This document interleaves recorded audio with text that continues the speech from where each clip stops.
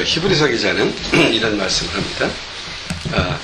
모든 얽매이기 쉬운 짐을 벗어 버리고 하나님 앞으로 나오라, 이렇게 말씀을 해요. 근데 오늘 이 예배가 우리에게는 하나님 앞에서 얽매이기 쉬운 모든 짐을 풀어놓는 그런 자리인 줄 압니다. 그래서 일주일에 매주일 우리가 하나님 앞에 예배할 수 있다는 것은 참 영광스러운 것 같아요. 이 예배를 통하여 우리는 다시 한번 거듭나잖아요.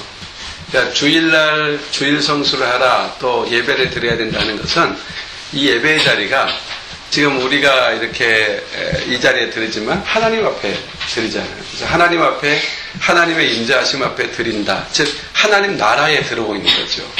우리가 이 공간 안에서 우리가 예배하고 있지만 지금 우리는 하나님 나라의 초대를 받고 그 나라에 거하는 거예요. 나라라는 말은 다스리고 통치가 있는 곳을 나라라고 하잖아요. 미국의 통치가 있는 곳은 다 미국령, 즉 미국 나라라는 얘기예요. 그처럼 하나님의 통치가 전적으로 이루어지는 곳이 하나님의 나라거든요. 비록 우리가 이 스페이스에 있지만 이 스페이스에 우리가 하나님, 저는 당신 앞에 있으며 오직 당신만을 주목하며 당신의 다스림을 받으며 당신의 은혜를 기다리고 여기 있습니다. 이게 예배예요. 그럼 여기가 어디예요? 하나님의 통치가 이루어지는 곳이죠. 그래서 하나님 말씀 징설일 때 아멘, 당신의 말씀을 내가 받겠습니다. 그리고 그 말씀을 붙잡고 순종하겠습니다. 이러면 통치가 이루어지는 거죠. 거기가 하나님의 나라예요. 그래서 하나님의 나라는 너의 마음에 있느니라고 말씀하신 이유도 하나님의 나라가 하나님의 말씀을 마음에 두고 그 말씀을 순종할 때 거기는 하나님의 나라가 되는 거예요. 그리고 거기는 하나님의 나라는 하나님이 전적으로 책임져 가시는 나라죠. 이걸 믿으셔야 돼요. 이게 하나님의 역사죠. 오늘 본문은 바울의 설교한 내용 중에 하나입니다. 바울이 어디에서 설교했을까요? 아덴이라는 곳입니다. 아덴이라는 곳은, 아덴 그러면 잘 모르지만 아테네는 알죠. 들어봤죠? 세계 살고 아테네. 아테네가 어디예요? 그리스. 그리스의 아테네라고 하는 곳. 거기는 많은 철학자들이 태어나고 그리고 철학을 부흥시키고 철학의 산실과 같은 그런 도시가 바로 이 아테네라는 곳이죠. 그래서 이 아테네 그러면 철학의 도시다, 이렇게 말해요. 철학, 필라소피, 철학에 관한 문제들, 철학을 적인 도시였어요. 사실 바울도 한때는 철학자였습니다. 그리고 철학자 밑에서 공부했던 사람이죠. 그러니까 철학의 도시에 철학자들을 만나서 복음을 전하려고 하니까 사도 바울이 어떤 방식을 선택해요? 철학적 방식으로 복음을 전하려고 했던 거예요. 그래서 사도 바울은 이 철학의 도시에서 철학적인 설교를 합니다. 즉 다시 말해서 복음을 전하는데 복음을 그렇게 전하죠. 오늘 읽지는 않았습니다만은 18절에 보면 이런 말이 나옵니다. 어떤 에비쿠레오와 스도이고 철학자들도 라는 말이 나와요. 여기 보면은 스도이고라고 하는 철학자는 스톨라 철학의 산실, 즉 스톨라 철학에 관한 문제예요. 그래서 스토이고 그러면 스토아 철학자라는 뜻입니다. 그들에게 말하는 이 스토아 철학의 핵심적인 그 이념은 금욕주의예요. 즉 다시 말해서 절제. 내가 하고 싶은 것을 절제함으로써 인생은 고귀한 가치를 지닌 인생이 될 수 있다고 생각하는 론자들이에요. 금욕주의자들. 반면에 에피쿠레오라고 했는데 이건 에피큐러스 학파라고, 이 사람들은 오히려 이 학파와 더 반대되는 경향이, 이런 사람들은 쾌락주의, 인간이 즐겁게 살아야 된다. 그렇죠. 그래서 미국의 그 사상도 이런 에피큐러스의 그 영향을 받아가지고 내가 해피하게 되는 것이다. 그러니까 당연히 금욕주의는 누구를 생각해요? 이타적이죠. 반대 에피큐러스 학파 같은 쾌락을 추구하는 사람은 이기적이겠어요? 이타적이겠어요? 이기적이죠. 그러니까 사람들이 이 에피큐러스의 영향을 받은 사람들이 나중에 많은 영향을 받아서 이제 그 철학적인 그 하나의 줄기를 이루어가잖아요. 그 중에 하나가 이제 이런 미국 같은 개인주의 사회를 이루는데 초석이 되는 그런 사상들입니다. 이런 사람들과 바울이 철학적인 논쟁을 통해서 복음을 설명했던 겁니다. 복음을 설명했어요. 사도 바울은 정말 조목조목 왜 복음이 중요한지, 철학의 허무성과 복음을 대조시켜가면서 설교를 했습니다. 그야말로 명설교입니다. 그런데 이 설교를 통해서 사도 바울은 아주 중요한 거 아닌 사실을 깨달았어요. 이런 설교가 사람들을 구원해낼 수 없다는 것이었죠. 사도 바울은 그 어느 도시에서보다도 선교적 열매, 예수 믿고 돌아오는 사람들이 열매가 너무너무 적었어요. 그래서 사도 바울이 이런 결심을 해요. 이제부터는 내가 어떤 경우도 철학적으로 설교하지 않고 예수 그리스도와 그 십자가만을 설명하겠다. 그리고 성령의 나타남과 능력으로 설교하겠다. 이런 결정을 내립니다.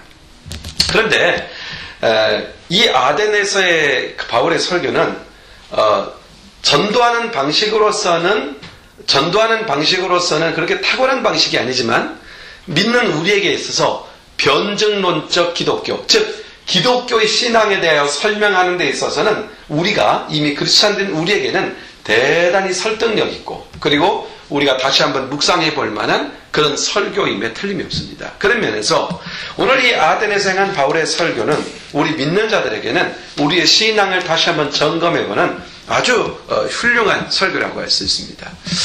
바울이 아덴에 계실 때 특이한 면을 하나 발견했어요. 마을마다 아덴은 여러 신을 섬기잖아요. 아시죠? 그 올림푸스 신, 여러 신을 섬기지 않아요? 그런데 어느 신단에 갔더니 신의 단을 쌓아놓고 제사를 지내는데 제목이 뭐냐면 이름을 모르는 신에게 라는 제목으로 제단을 쌓고 제사를 드리는 거예요. 그러니까 이 아덴의 사람들은 이런 생각을 가졌어요.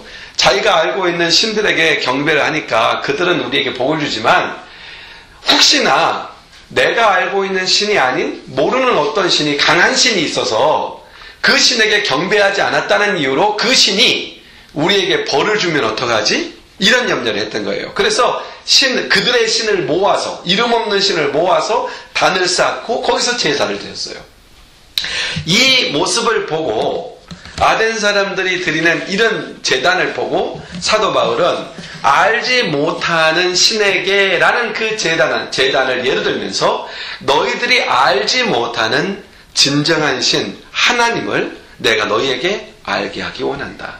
이게 바로 아덴 설교의 핵심적인 주제입니다. 그러면은 이 바울이 아덴에서 소개한 하나님은 어떤 하나님이셨는가? 몇 가지로 볼 수 있는데 우리가 이미 익히 잘 알고 있는 내용이지만 다시 한번 정리하면서 내가 믿는 하나님은 이런 분이시구나 다시 한번 확인하고 그 하나님을 이념으로 아는 것이 아니라 그 하나님을 경험하고자 애쓰는 그런 시간이 되었으면 좋겠습니다. 먼저 24절에 보면 이렇게 말씀합니다. 우주와 그 가운데 있는 만유를 지으신 신께서는 천지의 주제시니 손으로 지으신 전에 계시지 아니하신다. 이 말은 하나님은 통치자고 다스리시고 창조자이시고 이런 설명을 합니다. 그러면서 너희들이 쌓은 이 단에 계실 만한 그런 분이 아니시다. 하나님은 그런 분이 아니시다. 내가 너희에게 소개하려고 하는 그분은 누구냐면 그분은 만유라는 것은 천지 만물을 말해요. 천지 만물을 지으신 분이시고 그리고 천지 만물의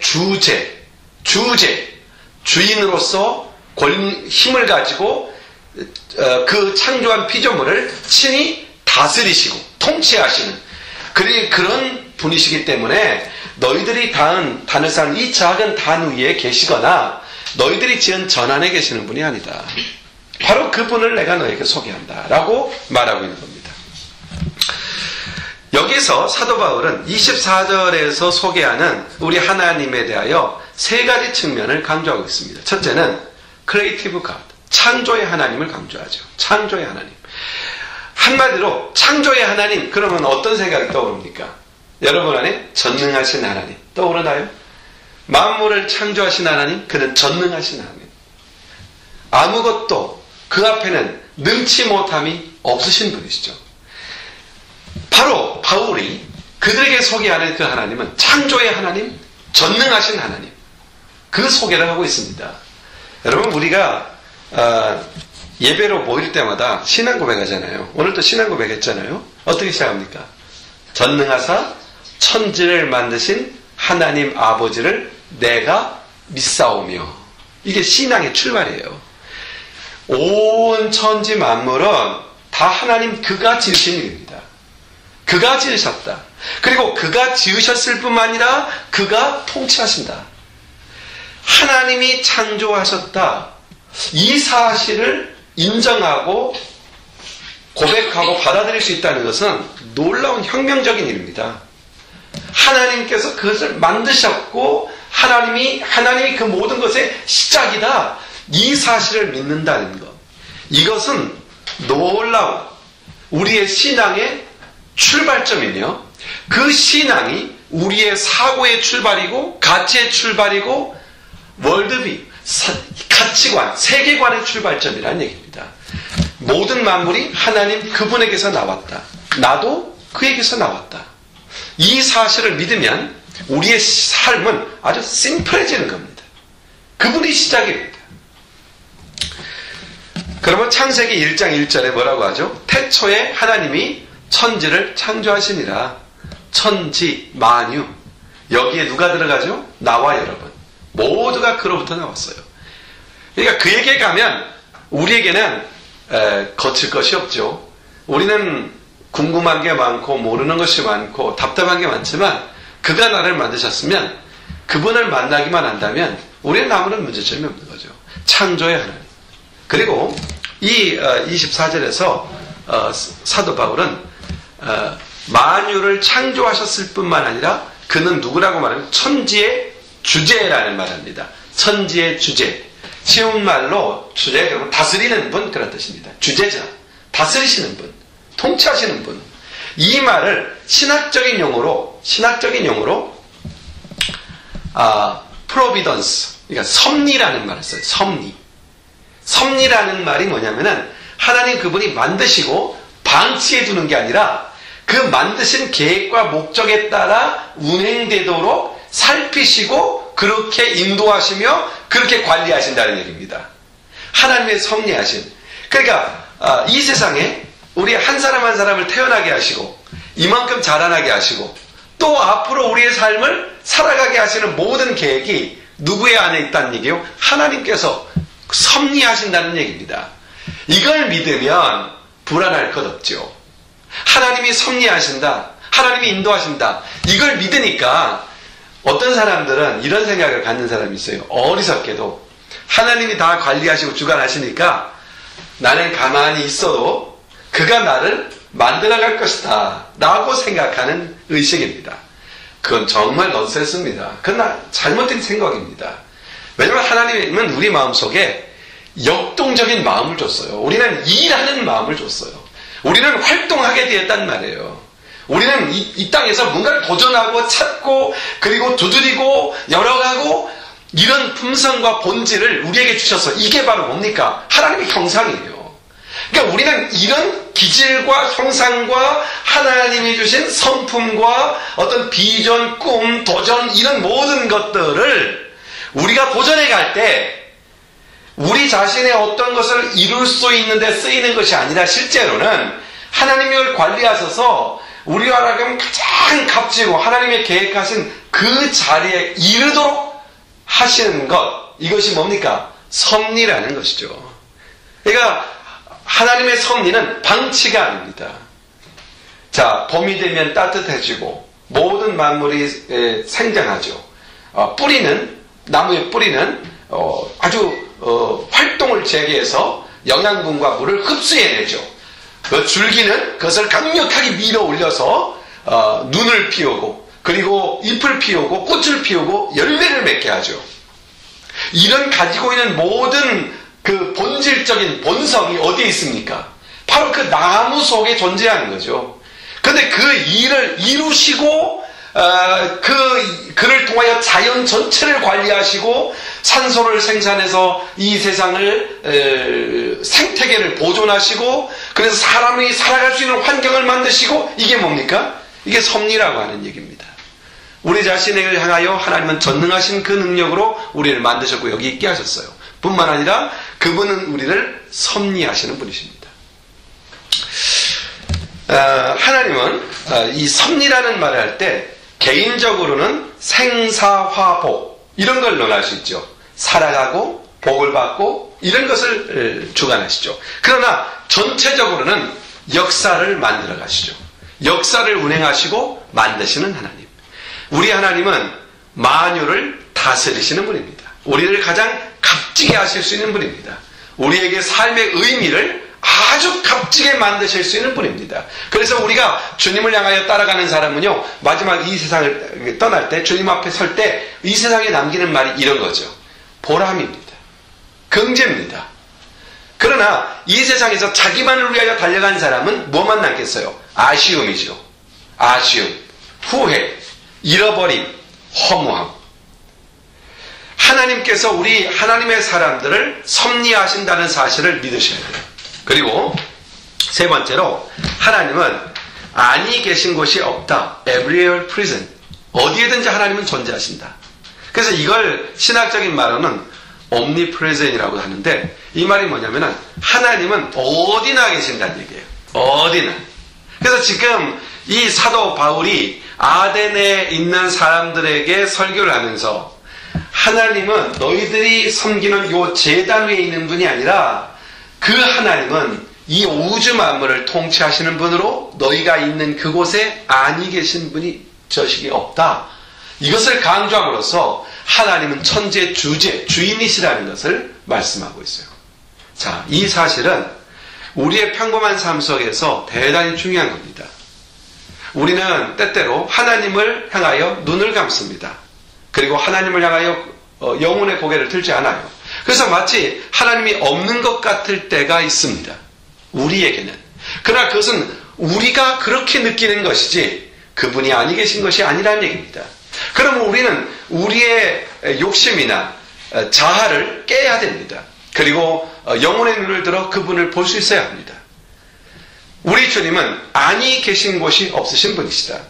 오늘 본문에서 4절 25절에 보면은 아덴 신들과 같이 손으로 지은 성전에 머물러 있지 않는 분이라는 것을 강조합니다. 이 부분에 대하여 시편 기자는 시편 139편 7절로 10절에 그 편재하시는 하나님, 어디에나 계시는 하나님, everywhere, 어디에나 계시는 그 하나님에 대하여 이렇게 고백하죠. 한번 7절로 10절 적어 있죠. 같이 한번 읽어봐요. 시편 139편 7절로 10절 시작. 내가 주의 신을 떠나 어디로 피하리까? 내가 하늘에 올라갈지라도 거기 계시며 음부에 내 자리를 펼지라도 거기 계시니이다. 내가 새벽 날개를 치며 바다 끝에 가서 거할지라도 곧 거기서도 주의 손이 나를 인도하시며 주의 오른손이 나를 붙드나이다. 그렇죠? 아주 중요한 교훈입니다. 하나님은 어떤 상황에서든지 인도하시고 보호하신다는 사실을 우리에게 가르쳐주는 본문이죠. 어디 있을지라도, 음부에 가 있다는 말을 하면 정말 음부라면 지옥에 갔다는 말일까요? 지옥과 같은 상황에 처할지라도 이렇게 이해할 수 있죠. 그렇죠? 저 바다 끝, 망망대, 소망이 없잖아요. 바다 그러면은 망망하니 끝이 보이지 않잖아요. 우리의 인생에서 끝이 보이지 않고 어디로 가야 될지, 도대체 내가 가는 방향이 옳은지 모르는 그 순간에도 하나님은 나를 인도하시고 보호하시고 이끄신다고 하는 사실, 어디에든지 계셔서 나를 이렇게 인도하신다는 사실을 이런 말씀을 통하여 알게 되죠. 우리 하나님은 우리 하나님을 떠나서 우리가 살 수 없고 또 하나님은 우리를 떠나신 적이 없습니다. 여기에서 우리는 두 가지 사실을 확인할 수가 있어요. 첫째는 하나님이 나와 영원히 함께 하시고 또 어디에나 계신다는 말은 우리가 그 어디에서든지 죄를 범해서는 안 된다는 말이기도 합니다. 그리고 또 하나는 어디에서든지 실망에 묻혀서도 안 된다는 얘기입니다. 하나님께로 나오라 그렇게 말씀하시죠. 주님이 치유하시고 회복하시는 자리라는 얘기입니다. 하나님은 어느 자리에서는 치료하시고 어느 자리에서는 하나님께서 침묵하시는 것이 아니라 하나님은 어디에서든지 그를 향하여 고개를 드는 사람, 그를 향하여 하나님을 부르는 사람에게 치유자시며 인도자시며 보호자라는 얘기죠. 그러므로 우리 그리스도인들은 평안할 수가 있는 겁니다. 어디에서든지. 그리고 우리 하나님은 여기 보면은 먼저 사도 바울은 그 아덴의 사람들에게 하나님은 통치자시다, 다스리는 분이시다 이렇게 강조를 해요. 동시에 25절로 26절에 보면은 하나님은 베푸심을 받는 분이 아니라 베푸시는 분이라는 것을 강조하고 있습니다. 25절로 26절 한번 봅니다. 또 무엇이 부족한 것처럼 사람의 손에서 섬김을 받으시는 것이 아니니 이는 만민에게 생명과 호흡과 만물을 친히 주시는 자이심이라. 인류의 모든 족속을 한 혈통으로 만드시고 온 땅에 거하게 하시고 저희의 연대를 정하시며 거주의 경계를 정하여 주시는 분이라고 소개를 합니다. 여러분, 여기에 보면은 하나님은 생명, 호흡, 만물을 주신다고 되어 있습니다. 그리고 또한 인류의 온 땅을 주세요. 이 땅, 이거 참 신비하죠. 우주에 그 많은 별들이 있는데 이 지구에 우리의 거할 처소를 만드셨다는 거죠. 옛날에는요, 지구 그러면 엄청나게 큰 땅으로 생각을 했죠. 근데 문명이 발달하면서 지구가 너무너무 적은 우주 속의 콩알, 파달만한 그런 아주 작은 존재라는 것을 발견하게 됐잖아요.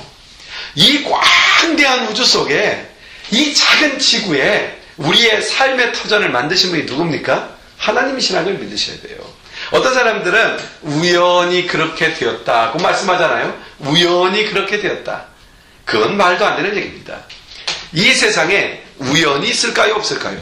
우연이라는 게 존재할까요? 이 세상에 우연은 없습니다. 사람도 그건 알아요. 사람들도 이런 말 하잖아요. 아니 뗀 굴뚝에 연기가 나겠느냐? 떼지도 않았는데 연기가 나겠느냐? 원인이 없는 결과가 있겠느냐? 그런 얘기예요. 그처럼 우리 이 세상에서는 원인이 없는 결과는 존재하지 않아요. 우연이라는 것은 존재하지 않아요. 우연이라는 말은 원인이 없는데 발생했다. 이게 우연이거든요. 이 세상에는 우연이 없어요. 하나님께서 이사야 선지자는 그런 말이에요. 하나님이 이 둥근 지구 위에 앉으셔서 그를 감싸 안으시고 지구를 다시금 태어나게 하셨다고 말씀하세요. 우리가 살 수 있는 공간으로. 신비하죠. 놀랍죠. 이 작은 지구에 자연 생태계를 만드셨는데 이 작은 생태계 속에 증발이 되어서 구름을 형성하고 비가 내리고 그 비로 인하여 골고루 수분을 공급하시고. 그런데 이거 아십니까? 여러분, 노아 홍수가 일어나기 전까지는 단 한 번의 비가 내리지 않았다는 거. 비가 없었습니다. 눈도 없었어요. 언제 눈이 오기 시작했어요? 노아 홍수 이후에 눈도 생기고 기온의 변화도 생겼던 거예요. 그러면 노아 홍수 이전에는 어떤 상황이었어요? 지구를 위에 둥근 막을 쳐서 항상 남극이나 북극이나 어디나 균일한 온도를 유지하게 했어요. 그러면 어떻게 생물이 성장할 수 있었을까요? 그 물의 습도를 아주 적당하게 조정해서 아침에면은 습도가 이슬을 맺혀가지고 뿌리를 적시게 하고 이래서 만물을 생장하게 했던 거예요.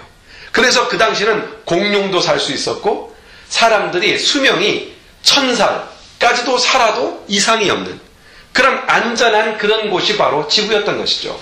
인간이 타락함으로써 위에 있는 창을 열어서 물을 쏟아내리고 지하수를 쏟아내게 해서 인류를 멸하신 이 시판 사건 이후에 지구는 외부로부터 오는 많은 나쁜 자외선과 나쁜 그런 전파와 에너지를 받게 되어서 인류의 수명이 급격하게 줄어들게 되잖아요. 하나님은 우리를 보호하시고 지키시는 터전으로 이 땅을 삼으셨습니다. 그러나 이 땅을 영원한 처소로 삼지 아니하시고 불안전하잖아요. 추위와 그리고 비바람과 이런 것이면 이 땅에 우리를 영원히 두지 아니하시고 하나님 나라를 예비하시고 하나님 나라에 있기까지 우리를 이 땅을 주셔서 거주하게 하시는 분이 누구시다? 하나님이시다. 지금 아덴 사람들에게 그 얘기를 하는 겁니다. 우리는 잠시 머물 땅이지만 이 땅을 주신 이도 하나님이시다. 우리에게 있어서 하나님의 은혜가 없이는 한순간도 살 수 없음을 표현하고 있는 표현입니다. 특별히 28절에 보면은 이런 표현이 나옵니다. 우리가 그를 힘입어 살며 기동하며 있느니라. 아주 중요한 말이죠. 우리가 이 땅에 사는 것은 그를 힘입어 하나님의 힘을 힘입어 하나님이 베푸시는 것으로 살며 하나님의 베푸시는 것으로 기동하며 하나님의 베푸시는 것으로 존재한다. 그런 말입니다. 먼저 여기 보면은 살며 그랬어요. 그를 힘입어 살며 살아있다. 살아있다, 살며, 내가 살아있는 것, 내가 산다는 자체가 하나님으로 인하여 이루어지는 것이라는 얘기입니다. 내가 살아있는 것. 여러분, 우리가 살아있다는 게 얼마나 신비스러운지 이번에 보세요. 한국에서 AI 바이러스가 일어나서 엄청난 새떼가 죽었잖아요. 그리고 지금 오리, 닭, 그래서 그 수도권까지 올라와서 초비상 상태예요. 그러면은 그들을 죽이는 그 바이러스가 눈에도 안 보이는 거예요. 눈에도 안 보이는. 현미경을 가지고 몇백 배 현미경으로 비춰야 그 실체를 볼 수 있는 그런 작은 생명체가 생명 자체를 다 앗아갈 수 있죠. 근데 그 바이러스가 사람에게도 전염되어서 사람까지 생명을 앗아가요. 보이지 않는. 얼마나 인간이 연약하고 부족한 존재인가. 아무리 문명이 발달했다 할지라도 그런 작은 바이러스 하나에 생태계 자체가 완전히 괴멸되는 이런 걸 본단 말이에요. 우리 하나님께서 통치하지 않으시면, 우리 하나님이 막으시지 않으면, 우리 하나님이 보존하지 않으면 우리 인생은 살 수가 없어요. 살 수가 없어요. 우리가 감기 콜록콜록 걸리는 감기, 이거 바이러스 아닙니까? 바이러스가 변종되어서 사람에게 딱 침투하면 그대로 다 죽어버려요. 견디지를 못해요. 우리 하나님의 힘을 힘입어 사는 겁니다. 우리 생체 내는 매일매일 그게 나온다고 그러잖아요. 암세포와 같은 이런 나쁜 세포들이, 우리를 죽이려고 하는 세포들이, 우리를 파괴하는 세포들이 끊임없이 생겨난대요. 그런데 동시에 우리 안에 우리 하나님이 어떤 걸 주냐면 백혈구라고 하는 저항할 수 있는, 그것을 잡아먹는 세포를 줘가지고 나쁜 세포만 나만 잡아먹는 것이죠. 그래서 만약에 백혈구의 양이 줄어든다 그러면 이게 백혈병이라는 거잖아요. 그래서 사람 죽어요. 호역에 떠서 저항력이 없어서 면역력이 없어서 그냥 감기 들리면 그냥 죽어버려요. 이렇게 하나님께서 우리 생체 안에서도 이 세상의 타락 이전, 노아홍수 이전에는 존재하지도 않았던 것들이 노아홍수 이후에 타락하면서 인간에게 이런 질병에 연약한 육체, 그런데 우리 하나님이 보존하시고 지키시고 인도하시는 것이죠. 우리 하나님의 도우심, 그의 힘을 힘입어 살며, 이게 답입니다. 이게 답이에요. 우리가 아니다, 그러지 않을 것이다, 우리는 우연히 사는 것이고 또 그냥 사니까 사는 것이다 라고 말하지만 성경은 분명히 말씀합니다. 그를 힘입어 살아있는 것이다. 그리고 그를 힘입어 기동한다 되어 있어. 기동한다는 게 뭐예요? 활동한다. 액티비티, 활동하는 것이죠. 그를 힘입어 활동한다. 그러니까 이 말은 단순히 활동 정도가 아니라요, 사회성, 관계성, 이 땅을 살아가는 모든 것들 말이에요. 이게 우리 하나님의 은혜라는 거예요. 저와 여러분 이렇게 알게 되고 만나잖아요. 이게 다 하나님의 섭리라는 얘기예요. 여러분 주위에 만나는 모든 관계들, 여러분의 가족들, 여러분의 이웃들, 이 모든 관계 활동성, 사회성, 하나님께서 이걸 관리하지 않으시면, 예를 들어 봅시다. 여러분을 만난 그 사람이 여러분을 해할 수 있는 강도나 도적이라고 합시다. 여러분, 우리의 모든 관계나 삶을 보존하고 지키시는 분은 그분이십니다. 바로 그 얘기를 하는 겁니다. 우리를 지키시는 분. 지금 버튼 하나만 딱 누르면은 핵전쟁이 일어나서 지구를 7번이나 완전히 폭발시키고 남는 폭발물들이 지구에 존재하고 있다는 것이죠. 그런 것을 제어하고 그런 것을 지킬 수 있는 분은 하나님이십니다. 사탄은 이렇게 하는 거죠. 눌러라. 사탄은 이 일을 하고 있는 것이고 하나님은 그걸 막으시는 분이십니다. 나아가서 있는 이라 그랬죠. 존재하는 거. 내가 여기 있다. 내가 있다는 거. 이게 얼마나 위대한 일입니까? 내가 있다는 거. 우리는 오늘 또 어려운 일이 있고 내일 또 어려운 일이 있으니까 참 불평불만할 게 참 많죠. 왜 이건 잘 안 되나, 저건 안 되나, 이건 왜 막혔나, 이건 왜 없나. 그런데요, 내가 없다면 그 모든 것은 다 의미가 없는 것이죠. 내가 존재한다는 것은, 고난과 어려움과 시련이 있다는 것은 내가 존재하고 있다는 증거가 되는 것이죠. 오히려 그래서 감사가 되는 겁니다. 그런데 우리 하나님은 거기에 멸하지 아니하시고 거기에서 보존하고 지키시기에 내가 있다라는 이것이 얼마나 놀라운 일인가를 고백할 수 있어야 된다는 겁니다. 이 일을 누가 하신다고요? 하나님께서 하신다. 이방 종교 사람들은 기독교가 아닌 이방 종교는 특징이 뭐냐면은 내가 신에게 무엇을 해서 신을 달래드려야 그 신으로부터 우리가 보호를 받고 인도를 받는다라고 생각을 합니다. 그래서 세상에 있는 신들은 하나같이 인간에게 뭘 바라고 있는 신이라고 표현이 됩니다. 그러나 성경에서 가르치는 하나님은 인간에게 바라는 것이 없는 분입니다. 오히려 인간에게 주시고자 하는 분입니다. 우리 하나님은 베푸시는 분이시다. 베푸시는 하나님. 우리 하나님은 어떤 하나님인가? 그래서요, 이런 시편 50편 이하에 보면 이런 말이 나와요. 우리 하나님께서는 수염소를 취하지 아니하시고 산림의 짐승이나 천산의 생축이 다 하나님의 것이다. 그러면서 예수님은 이런 말을 합니다. 감사로 제사를 드리며 하나님께 제사를 드리며 지극히 높으신 자에게 내 서원을 갚으며 환난 날에 나를 부르라. 이렇게 말씀합니다. 무슨 말씀이냐면 이런 얘기입니다. 우리 하나님은 우리 하나님 앞에서 우리가 가져야 신앙의 기본은, 우리의 신앙의 기본은 내가 하나님 앞에 무엇을 드릴까가 먼저가 아니라는 얘기입니다. 천산에 있는 모든 것, 우리가 가지고 있는 모든 것이 그로부터 나온 것이지 우리 것이 아니라는 얘기입니다. 그러므로 하나님 앞에서는 하나님은 무엇을 하나님 앞에 드리느냐에 신앙의 포인트가 있는 게 아니라 하나님은 내게 어떤 분이시냐, 이게 신앙의 출발점이라는 얘기예요. 하나님은 내게 어떤 분이시냐? 하나님은 우리에게 주시는 분이시며 우리와 함께하기 원하시는 분이시며 우리에게 무엇을 원하는 분이 아니라 도리어 하나님은 하나님이 우리를 위하여 행하시는 분이라는 것. 이것을 이 시편 기자를 통하여 일깨워주는 것이죠. 바로 그것입니다. 그래서 우리는 언제나 감사할 수 있는 겁니다. 언제나 우리는 이 하나님을 인정해야 되고 그 하나님 앞에 있을 때 우리는 만족이라고 하는 것을 얻을 수가 있는 것입니다. 하나님은 필요할 때마다 우리에게 베풀어 주시는 분. 이미 생명을 주시고 우리의 삶의 터전을 주시고 땅을 주시고 자연의 섭리를 주시고 다 주시지 않습니까? 하나님께 무엇을 더 요구해서 얻을 것이 없을 만큼 하나님은 다 주신다는 말씀입니다.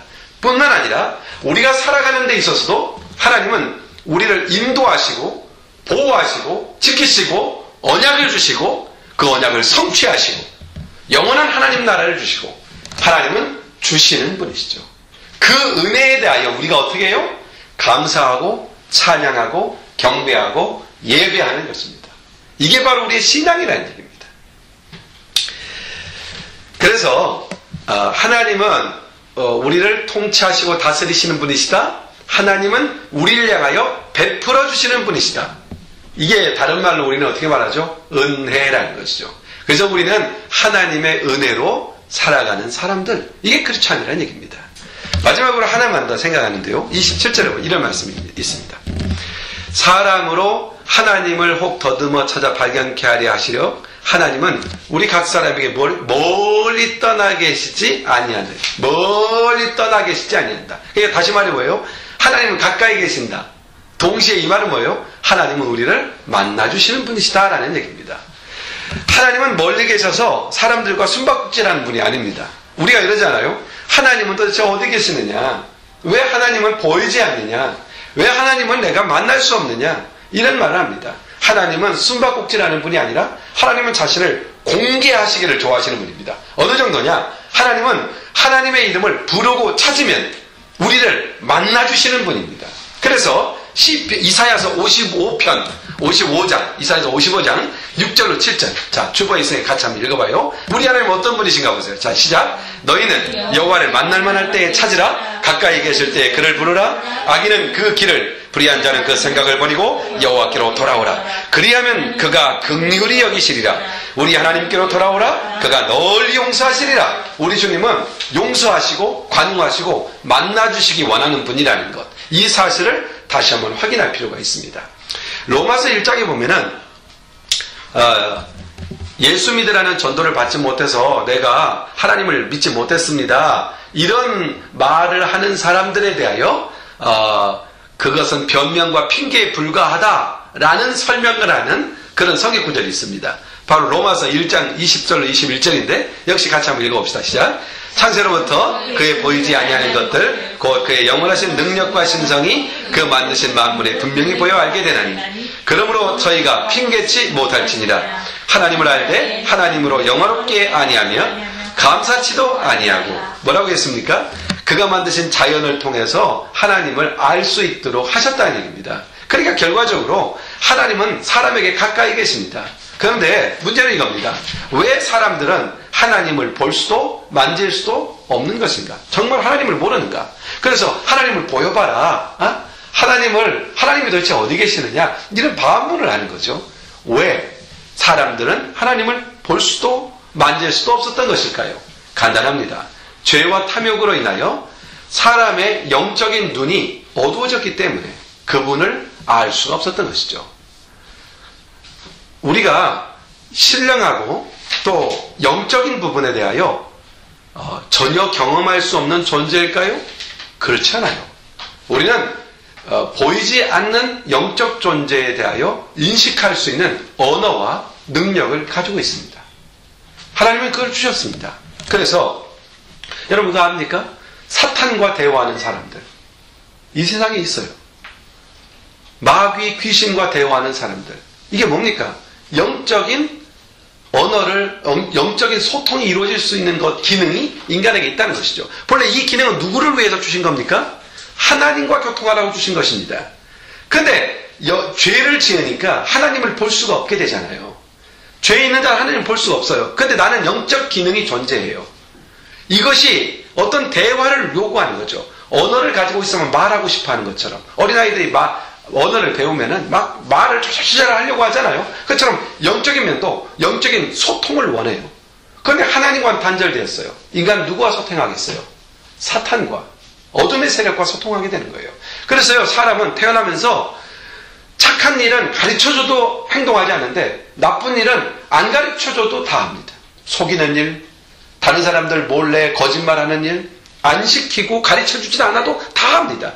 이게 바로 영적인 가르침이에요. 그래서 우리가 육에 속한 이 영적인 것을 끊어버리고 누구를 향하여 나아가요? 하나님과 대화를 시작하는 것. 이게 바로 기도라고 하는 거예요. 하나님과 대화를 시작하는 거죠. 영적으로 소통의 그 채널이 넓어지고 영적인 언어 기능이 살아나는 것이죠. 하나님과의 소통이 길어지면 또 소통이 되어지면 하나님 그분을 알게 되는 것이죠. 경험할 수 있죠. 대화할 수 있죠. 하나님은 이렇게 내게 나와서 찾으라. 나를 부르라. 그리하면 내가 너와 만나주겠다. 이렇게 약속하지 않습니까? 그런데 우리가 주님을 잘 만납니까? 주님을 날마다 만나고 살아야 되잖아요. 근데 그게 익숙하지가 않죠? 왜 그렇습니까? 죄와 탐욕, 욕심 이런 것들에 이끌려 살다 보니까 하나님이 원하시는 것과는 전혀 다른 거예요. 하나님은 거룩하고 죄 없을 때 우리 하나님과 소통이 되죠. 우리는 자꾸만 죄 없는 방법이 뭐예요? 죄를 안 지음으로써 하나님과 소통할 수 있느냐? 불가능해요. 죄를 안 지음으로 주님과 소통할 수 있다? 이거는 방법론이 잘못된 거예요. 왜냐하면 그런 능력이 인간에게는 없으니까. 그럼 우리가 어떻게 돼요? 죄를 이길 수 있는 분, 죄를 씻을 수 있는 분 누굽니까? 예수. 예수 이름을 고백하고 예수 이름을 의지하고 예수 이름을 찬양하고 예수로 살아가면 우리는 거룩해지는 것이죠. 그래서 누구와 소통하게 돼요? 주님과 소통하게 되는 거예요. 그게 기도예요. 그래서 기도할 때는 반드시 누구의 이름으로 기도해라? 예수의 이름으로 기도해라. 바로 그래서 예수 이름밖에는 길이 없는 거예요. 오늘 우리가 하루하루를 살아면서 예수의 이름을 얼마나 고백해요? 예수의 이름만이 능력이 있는데 예수의 이름을 고백하고 예수의 이름을 의지하고 예수의 이름을 말하고 예수의 이름으로 선포하고 여기 역사가 일어나는 겁니다. 여기 치유의 역사도 일어나고. 그러므로 하나님은 나를 만나주시는 분이시라는 걸 잊어서는 안 됩니다. 오늘 보면 30절로 31절에 이런 말씀이 나옵니다. 알지 못하던 시대에는 하나님이 허물치 아니하셨거니와 이제는 어디든지 사람을 다 명하사 회개하라 하셨으니 이는 정하신 사람으로 하여 그럼 천하를 공의로 심판하실 날을 작정하시고 이에 저를 죽은 자 가운데서 다시 살리신 것으로 모든 사람에게 믿을 만한 증거를 주셨음이니라 그랬어요. 자, 이 말이 무슨 얘기냐면 우리 주님께서 이제는 어디서든지 사람들을 다 명하사 회개하라 하셨다. 회개하라. 왜요? 예수 그리스도께서 구속을 완성하셨기 때문에 예수 이름을 믿고 회개하면 언제든지 하나님께로 나올 수 있는 길이 열렸다는 얘기입니다. 그래서 오늘 본문에 보면 이런 세 가지 차원으로 나누는데 사도 바울은 이 30절로 31절에 보면 과거는 뭡니까? 알지 못하던 시대, 이때가 있었죠. 그리고 두 번째는 현재, 이제가 있어. 지금 현재. 그리고 미래, 공의로 심판할 날이 기다려요. 그러므로 지금 현재 해야 할 일이 뭡니까? 회개라는 얘기예요. 이전에 과거에는 하나님을 알지 못할 때는 구원의 길이 전혀 닫혔지만 지금 복음을 듣고 있는 너는 이런 얘기입니다. 아덴에 있는 성도들아, 지금 여기 너희는 나를 통하여 뭘 듣고 있다? 복음을 듣고 있다. 복음을 듣고 있는 이 시간 너희들이 회개만 하면 누구를 만나? 하나님을 만날 수 있다, 이런 얘기입니다. 너희들이 이름 없는 신에게 나아가 절하고 경배한다고 해서 만나는 것이 아니라 이제까지는 그런 모든 죄악에 대해 하나님이 묵인하셔버린다. 묵인해주겠다는 거예요. 그런 죄악들을 묵인해주시고 지금 이제 이 복음을 듣는 이 순간에 너희들이 회개하여 돌아오면 누구를 만나요? 하나님을 만난다. 그리고 이것이 매우 시급하다. 왜죠? 미래에 뭐가 기다리고 있어요? 공의로운 심판이 너희를 기다리고 있기 때문이다. 그래서 고린도 교회들에게 이런 말 하잖아요. 사도 바울이, 보라 지금은 은혜 받을 날이다 할 때 지금 바로 그겁니다. 복음을 듣는 순간에.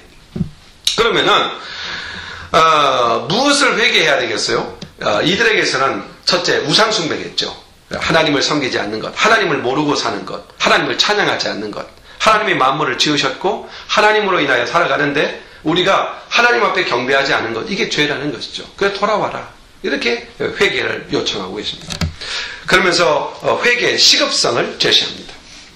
자, 오늘 말씀을 정리합시다. 오늘 말씀을 정리하는데요, 이 바울의 설교를 들었어요. 아덴 사람들이. 반응이 세 가지로 나타납니다. 32절에 보세요. 반응이 세 가지로 나타나요. 첫째는 기롱하는 자들이 나옵니다. 이 설교를 듣고, 바울의 설교를 듣고 기롱합니다. 또 하나는 연기하는 사람들이 나타납니다. 그걸 세 번째는 34절에 보면은 믿는 자들이 나타납니다. 여기 보면은 이 하나님의 거룩한 복음을 듣고 기롱이 뭐예요? 기롱한다는 말 다시 말해요. 농담으로 듣는다 이거예요. 저 사람 농담하고 있네? 이렇게 농담으로 무시해버린 경우입니다. 무시해버리는 무리들이 생겼어요. 오히려 그들은 나중 가서 어떻게 해요? 조롱하죠. 사도 바울을 조롱합니다. 그리고 두 번째 사람들이 있어요. 듣고 나니까 그럴싸하단 말이에요. 아, 그럴 수도 있네? 이 머리로 들은 사람들이죠. 이런 사람들은 연기예요. 미루는 거죠. 좀 더 생각해볼게, 나중에 생각해볼게, 이런 연기하는 자들이 생겼어요. 그리고 세 번째는 34절에 믿는 자들이 나왔습니다. 근데 이 아덴에서는 믿는 사람들이 겨우 몇 명 나왔습니다. 엄청난 군중이 나와서 들었는데 그 중에 복음을 듣고 돌아온 사람은, 믿는 자는 몇 명 정도였습니다. 중요한 건 이겁니다. 자, 이 몇 명이라는 사람들은 믿었다는 것이죠. 이걸 아셔야 돼요. 믿음은 선물이다. 믿음은 내가 이해되어서 믿는 것이 아니고, 이해해서 믿는 것이 아니고 그냥 믿는 거죠.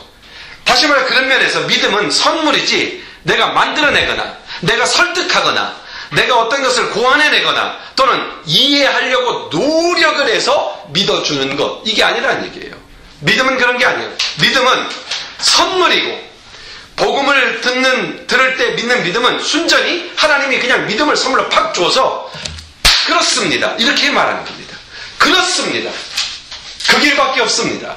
내가 예수 그리스도를 나의 주로 영접하겠습니다.